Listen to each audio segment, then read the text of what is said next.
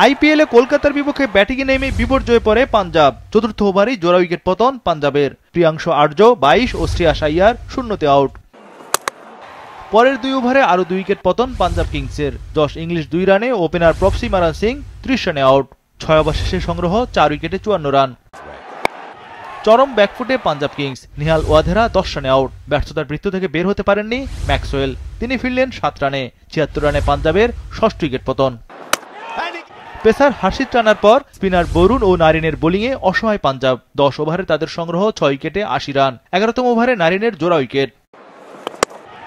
সূর্যাংশু শেঠ 4 রানে, Marco Jansen 1 রানে out. 86 রানে 8 উইকেট হারিয়ে ম্যাচে ভয়াবহ বিপর্যয়ে পাঞ্জাব। 13.3 ওভারে 8 উইকেটে 17 রান স্পর্শ করে দলটি।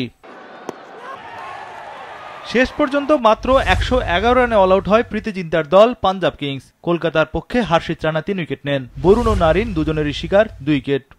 ওয়ালটন আবারও মিলিয়নিয়ার অফারে ওয়ালটন ফ্রিজ কিনে আপনিও হয়ে যেতে পারেন মিলিয়নিয়ার।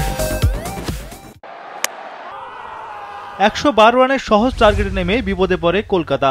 কুইন্টন ডিকক 4 বলে 2 রানে আউট। আরেক ওপেনার সুনীল নারিন 5 রানে আউট। অজিঙ্কা রাহানে ও অঙ্কৃশ রঘুবংশীর ব্যাটে ঘুরে দাঁড়ায় শাহরুখের দল। এ দুজনে বেশ আস্থার সঙ্গে ব্যাটিং করেন। 6 ওভারে কলকাতার সংগ্রহ 2 উইকেটে 55 রান। তৃতীয় উইকেটে 55 রানের জুটি গড়ে কলকাতা। কেকেআর অধিনায়ক রাহানে বিদায় নেন 17 রানে। অঙ্কৃশ আউট হন 37 রানে।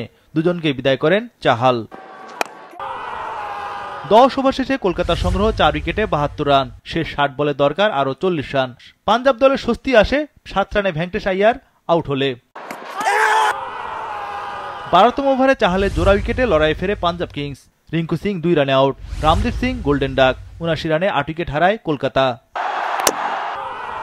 আন্দ্রে রাসেল শেষ চেষ্টা করেও ব্যর্থ। 17 রানে রাসেল আউট হতেই 95 রানে গুটিয়ে যায় কেকেআর। 16 রানের নাটকীয় জয় তুলে নেয় পাঞ্জাব কিংস। চাহালের শিকার 4 উইকেট।